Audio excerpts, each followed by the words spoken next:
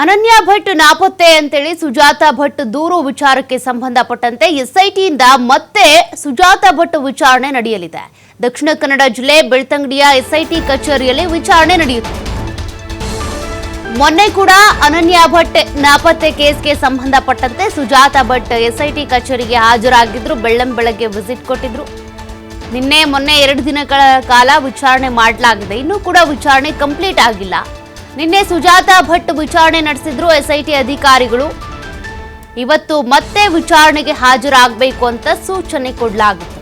ಇವತ್ತು ಕೂಡ ವಿಚಾರಣೆ ನಡೆಯುತ್ತೆ. ಕಾರಣ ಅವರು ಕೊಟ್ಟಿರುವಂತಹ ಸ್ಟೇಟ್ಮೆಂಟ್ಗಳು, ಕೊಟ್ಟ ಕಂಪ್ಲೇಂಟ್ಗಳು ಒಂದಕ್ಕೊಂದು ಸಂಬಂಧ ಇಲ್ಲ. ಜೊತೆಗೆ ಮೊನ್ನೆ ಇತ್ತೀಚೆಗಷ್ಟೇ ಹೈ ಡ್ರಾಮಾ ಮಾಡಿದ್ರು. ನನಗೆ ಅನಾರೋಗ್ಯ ಅಂತ ಹೇಳಿದ್ರು. 29ನೇ ತಾರೀಕು ಎಸ್ಐಟಿ ಮುಂದೆ ಹಾಜರಾಗ್ತೀನಿ ಅಂತ ತಾವೇ ಲೆಟರ್ ಬರೆದಿದ್ರು. ಆದರೆ ಇದ್ದಕ್ಕಿದ್ದಂತೆ ಮೊನ್ನೆ ಬೆಳಗ್ಗೆ 5 ಗಂಟೆಗೆ ಎಸ್ಐಟಿ ಮುಂದೆ ಹಾಜರಾಗಿದ್ರು. ಎಸ್ಐಟಿ ಅಧಿಕಾರಿಗಳು ನೋಡಿದ್ರೆ ತಿಮ್ರೋಡಿ ಅವರ ಮನೆ ಹಾಗೂ ಅವರ ಸಹೋದರನ ಮನೆಗೆ ತಲಾಶ್ ನಡೆಸೋದಕ್ಕೆ ಹೋಗಿದ್ರು. ಕೊನೆಗೂ ಮಧ್ಯಾಹ್ನದ ನಂತರ ಅವರ ವಿಚಾರಣೆ ಶುರುವಾಯಿತು. ನಿನ್ನೆ ಕೂಡ ವಿಚಾರಣೆ ಮಾಡಲಾಗಿದೆ. ಈ ಕೇಸಿಗೆ ಸಂಬಂಧಪಟ್ಟಂತೆ ಸದ್ಯದ ಅವರ ನಿಲುವು ಏನು? ನಿಜಕ್ಕೂ ಅನನ್ಯ ಭಟ್ ಅಂತ ಓರ್ವ ಯುವತಿ ಇದ್ರ? ಅವರು ವೈದ್ಯಕೀಯ ಸ್ಟೂಡೆಂಟ್ ಆಗಿದ್ರ? ಅವರು ಧಾರ್ಮಿಕ ಕ್ಷೇತ್ರಕ್ಕೆ ಹೋಗಿದ್ದು ನಿಜಾನ? ನಾಪತ್ತೆ ಆಗಿದ್ದು ನಿಜಾನ? ಆಮೇಲೆ ಹತ್ಯೆ ಆಗಿದ್ದು ನಿಜಾನ?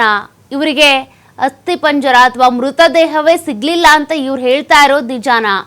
ಇದೆಲ್ಲದಕ್ಕೂ ಸಂಬಂಧಪಟ್ಟಂತೆ ಅನನ್ಯ ಭಟ್ ವಿಚಾರಕ್ಕೆ ಸುಜಾತಾ ಭಟ್ ಅವರಿಂದ ಉತ್ತರಗಳು ಸಿಗಬೇಕಿದೆ.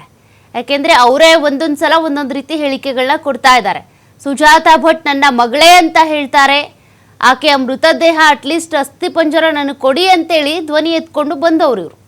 ಈಗ ಇದ್ದಕ್ಕಿದ್ದಂತೆ ಅನನ್ಯ ಭಟ್ ನನ್ನ ಮಗಳಲ್ಲ, ಆಕೆಗೂ ನನಗೂ ಸಂಬಂಧ ಇಲ್ಲ, ಆಕೆ ನನ್ನ ಸ್ನೇಹಿತೆ ಮಗಳು ಅಂತೇಳಿ ಹೇಳ್ತಾರೆ. ಹಾಗಾಗಿ ಇವರನ್ನ ನಂಬೋದಕ್ಕಾಗಲ್ಲ. ಸದ್ಯ ಎಸ್ಐಟಿ ಅಧಿಕಾರಿಗಳು ಇವರನ್ನ ವಿಚಾರಣೆ ನಡೆಸಿ ವಿಡಿಯೋ ರೆಕಾರ್ಡಿಂಗ್ ಮಾಡ್ಕೊಳ್ತಾರೆ ಪ್ರತಿಯೊಂದು ಸ್ಟೇಟ್ಮೆಂಟ್ನನ್ನು ಕೂಡ.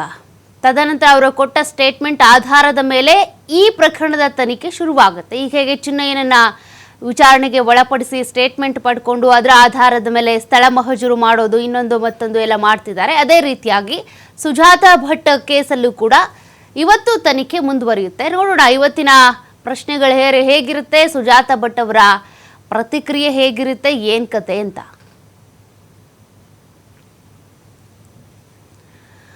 ಅನನ್ಯ ಭಟ್ ನಾಪತ್ತೆ ಪ್ರಕರಣಕ್ಕೆ ಮತ್ತೆ ಟ್ವಿಸ್ಟ್ ಸಿಗ್ತಾ ಇದೆ ನೋಡಿ. ದೂರನ್ನ ಹಿಂಪಡೆಯುವುದಾಗಿ ಸುಜಾತಾ ಭಟ್ ಪಟ್ಟು ಹಿಡಿದಿದ್ದಾರಂತೆ. ಎಸ್ಐಟಿ ಮುಂದೆ ಪಟ್ಟು ಹಿಡಿದು ಕೂತಿದ್ದಂತ ಸುಜಾತಾ ಭಟ್. ಈಗಾಗಲೇ ನಾವು ಹೇಳ್ತಾ ಇದ್ವಿ, ಸುಜಾತಾ ಭಟ್ ಅವರ ನಿಲುವನ್ನ ಯಾರು ಕೂಡ ಕ್ಯಾಲ್ಕುಲೇಟ್ ಮಾಡೋದಕ್ಕೆ ಆಗೋದೇ ಇಲ್ಲ, ಹಿಂಗೇನೆ ಅಂತ. ಇವ್ರು ನಿಜ ಹೇಳ್ತಿದಾರಾ, ಸುಳ್ಳು ಹೇಳ್ತಿದಾರಾ, ಇವ್ರು ಹೇಳಿರೋ ಯಾವ ಸ್ಟೇಟ್ಮೆಂಟ್ ಸತ್ಯಕ್ಕೆ ಹತ್ತಿರಾ ಅಂತ ಎಲ್ಲವನ್ನೂ ತನಿಖೆ ವೇಳೆ ಬಾಯಿ ಬಿಟ್ಟಿದ್ದಾರೆ ಸುಜಾತಾ ಭಟ್.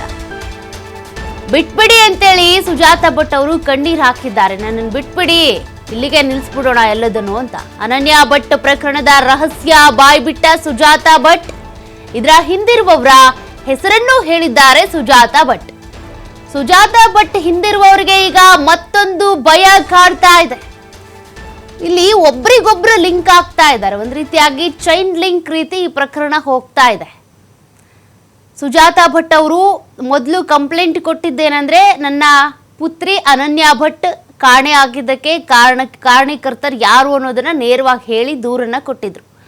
ಧಾರ್ಮಿಕ ಕ್ಷೇತ್ರಕ್ಕೆ ಹೋದವಳೆ ಮಿಸ್ಸಿಂಗ್ ಆಗಿದ್ದಾಳೆ, ಅಲ್ಲಿ ನನ್ನೂ ಕೂಡ ಕಿಡ್ನಾಪ್ ಮಾಡಿದ್ರು ಅಂತ. ಈಗ ನೋಡಿದ್ರೆ ಸುಜಾತಾ ಭಟ್ ಉಲ್ಟಾ ಹೊಡೆದಿದ್ದಾರೆ. ಇದೆಲ್ಲದನ್ನು ಬಿಟ್ಬಿಡಿ, ನನ್ನ ಹಿಂದೆ ಬೇರೆ ಒಬ್ರು ಇದ್ದಾರೆ ಅಂತ. ಚಿನ್ನಯ್ಯನೂ ಕೂಡ ಇದನ್ನೇ ಹೇಳಿದ್ದು, ನಾನು ಬರೀ ಪಾತ್ರಧಾರಿ, ಸೂತ್ರಧಾರಿಗಳು ಬೇರೆ ಇದ್ದಾರೆ ಅಂತ. ಈಗ ಇವರು ಕೂಡ ಇದನ್ನೇ ಹೇಳ್ತಾ ಇದ್ದಾರೆ.